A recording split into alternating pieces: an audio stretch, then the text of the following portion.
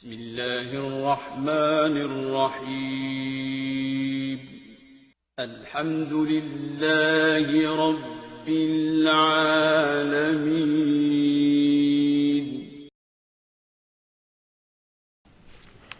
بسم الله الرحمن الرحيم نحمد ونصلي على رسوله الكريم. Dear brothers and sisters, ladies and gentlemen, viewers and listeners, Muslims and non-Muslims, Assalamu alaikum wa rahmatullahi wa barakatuhu.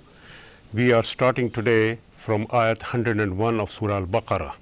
We have done up till 100 ayats, the sentences of Qur'an, and we'll start from 101. So if you take out your scriptures, your translations of Qur'an in whatever language, please study, because I want ourselves to join in the study, myself and yourself. So if you study through, inshallah we'll join together, and inshallah we'll try to understand according to different sources. So this is ayat 101. The context is that Allah subhanahu wa ta'ala is addressing the children of Israel. Children of Israel have been mentioned in many episodes before, that the prophet Jacob, Yaqub alayhi salam, who was grandson of Ibrahim alayhi salam, he was Israel. His title was Israel. His 12 sons were the sons of Israel, or children of Israel, and their descendants were Asbat, or further children of Israelites, or Israelites. One of the sons was Judah, or Yehuda, and his children were Yehudis, or Judes, or Jews. So later on, Jews and Israelites became the same thing, synonymous. So nowadays, people call them Jews mainly, but those Jews are the descendants of Israel. But the present Jews, there's a lot of debate about them, whether they are real descendants or not, but they profess the same religion or faith, which was formulated about, you can say, 300 years before Isa alayhi salam. It became known as a distinct Jewish faith. But the real crunch came when Isa alayhi salam came to claim prophethood, and those people who rejected, then they separated away from him and called themselves as a separate identity as Jews, or Jewish religion, or Judaism. And the name was not given even at that time. It was later on given by academics to identify them. But 300 years after Isa alayhi salam, the people known as Christians were distinctly made a separate religion. Initially, in the time of Isa alayhi salam, it was the same, Jews accepting Jesus and Jews rejecting Jesus. So what I say is that the Muslims of that time, who were from the Jewish people, who believed in the truth, in Allah, in one God, in all the prophets, in the Day of Judgment, in all the requirements and all the books of religion, they were Muslims because they professed the same religion of Islam. But when they deviated away and they called themselves Jews or Judaism, identify them as a religion, then they became a separate entity. And same way, the Christians, early Christians who believe in Isa alayhi salatu wassalam as a true prophet, and he never claimed to be God, they were Muslims of that time.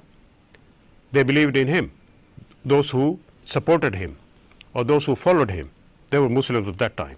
But later on, when they formulated a paganistic religion and called it Christianity, worshipping Jesus, and believing in Jesus died on the cross because of our sins. So that's how the Christianity came into being.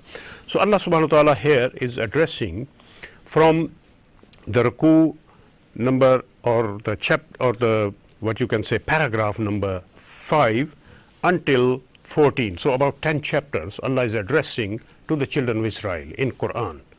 About 10, not chapters, but 10 paragraphs, you can say. A long list from almost the quarter of the surah, the first sipara, first juz, until the third quarter of the first juz. So about half of the sipara is Allah subhanahu wa ta'ala is directly addressing the children of Israel.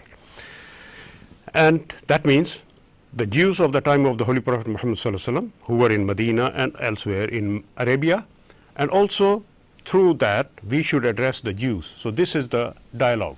We should open the dialogue by addressing the Jews, the Israelites, the Jewish people, and tell them, well, you were one with us and you separated away when you rejected Jesus, Isa alayhi salam, and when you rejected Muhammad sallallahu alaihi wasallam.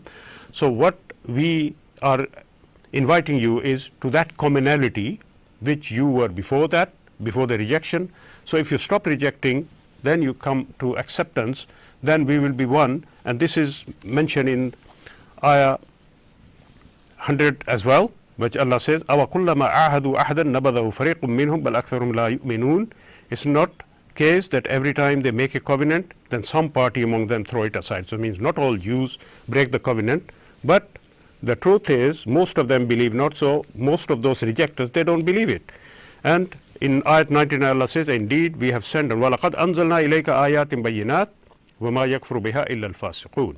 That we have sent down to you the manifest ayats, miracles, or this message of Qur'an, but none disbelieves in them, but the people who are transgressors, who are really bent on disobeying Allah.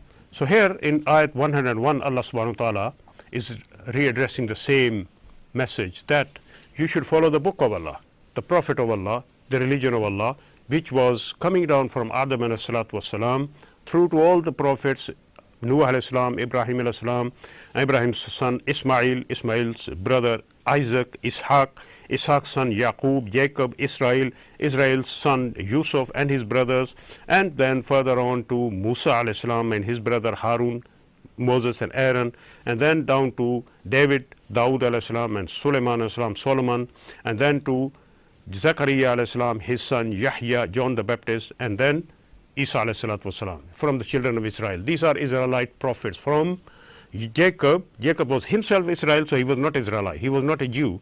His children were, one of the branch was Jews, so the Jews started after Jacob, not at time of Abraham. Abraham was neither Jew nor Christian, and that identification of Judaism was not there. So from the children of Israel down until Isa alayhi salatu wasalam, the Jewish race or Jewish family professed the same religion, Islam. So that means that in a way the leadership of religion, the religious leadership or spiritual leadership was granted by Allah to this family of Israelites. And now in the Qur'an, Allah subhanahu wa ta'ala is preparing the ground for mentioning to those children of Israel that the tables have been turned, now that the leadership is not vested in you. After Isa salatu wasalam, who was the last prophet in the children of Israel or Israelites or Jewish family, but not the Jewish religion, there is no such thing as Judaism and Christianity are not mentioned in the Bible as well. So they are not authentically any religions. But Muhammad sallallahu alaihi wasallam and his followers are given the leadership now, the spiritual leadership, the religious guidance, the guidance of humanity, and the guidance towards Allah is vested in Muhammad sallallahu alaihi wasallam and his companions, his followers. And through this Qur'an, we are attesting the whole truth, and we are bringing and calling and inviting humanity to come to that whole truth. So we are not rejectors, we are not against anyone. Some people have rejected, so if a Muslim does not cease to be Muslim, he becomes, say, Christian or a Jew, what is it does? He was a broad and he become narrow. He has rejected some of the Prophet. So from broad-mindedness, he coming to narrow-mindedness, and from openness, he is coming down to closeness.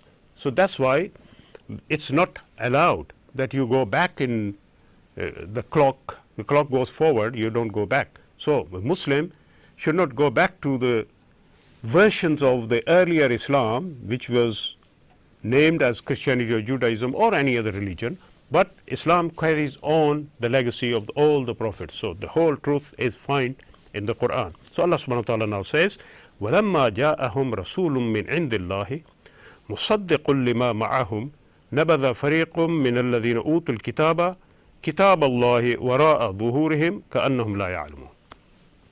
And when there came to them a messenger from Allah, that means Muhammad sallallahu alaihi wasallam has come, and previously some other prophets also came, like Isa alayhi salam, and the Israelites rejected.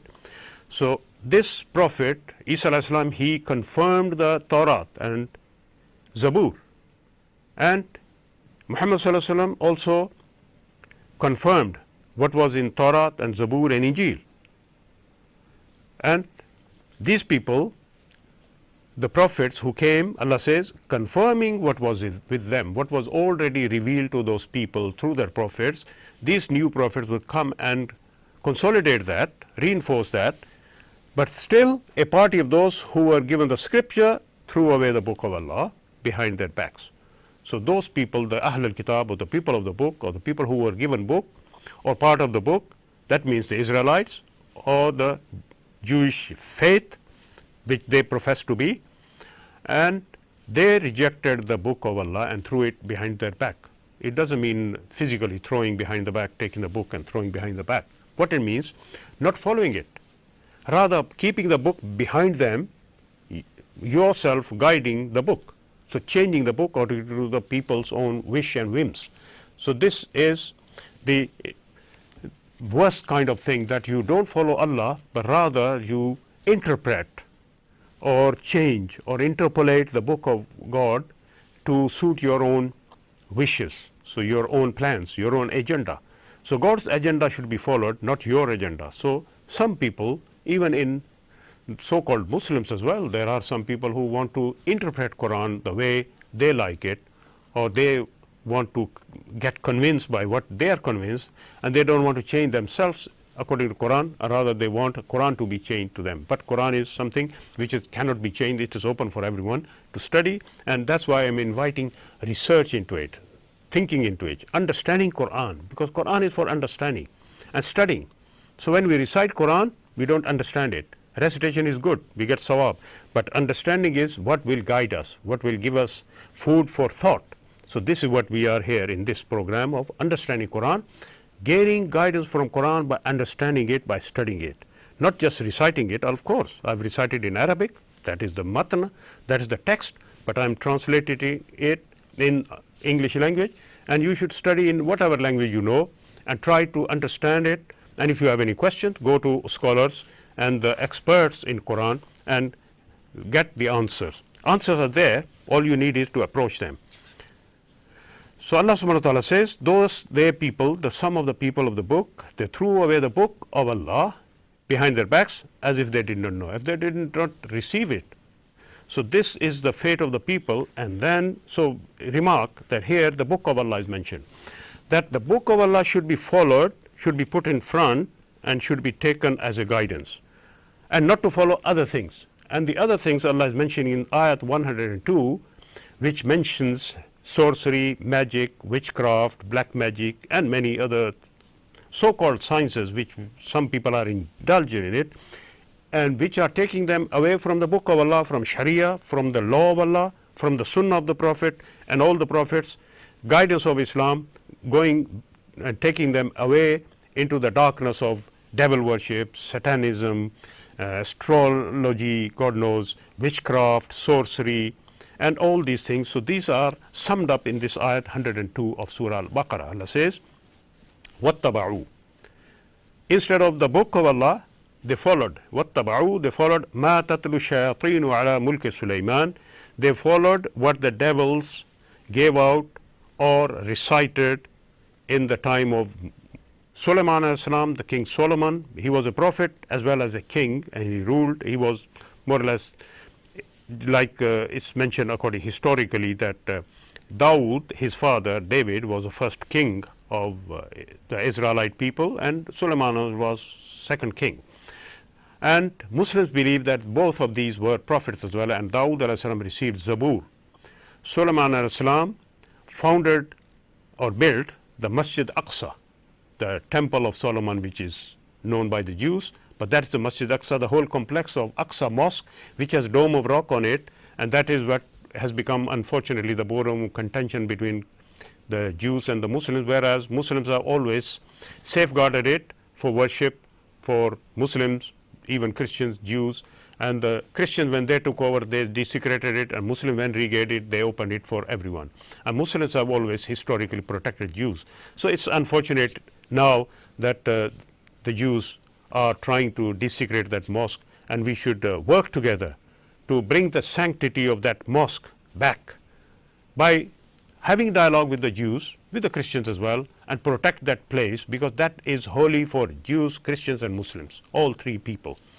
So Allah subhanahu wa ta'ala says that in the time of Sulaiman, or according to whatever, referring back to Sulaiman alayhi salam, people were following something which actually shaitans or devils were preaching or reciting.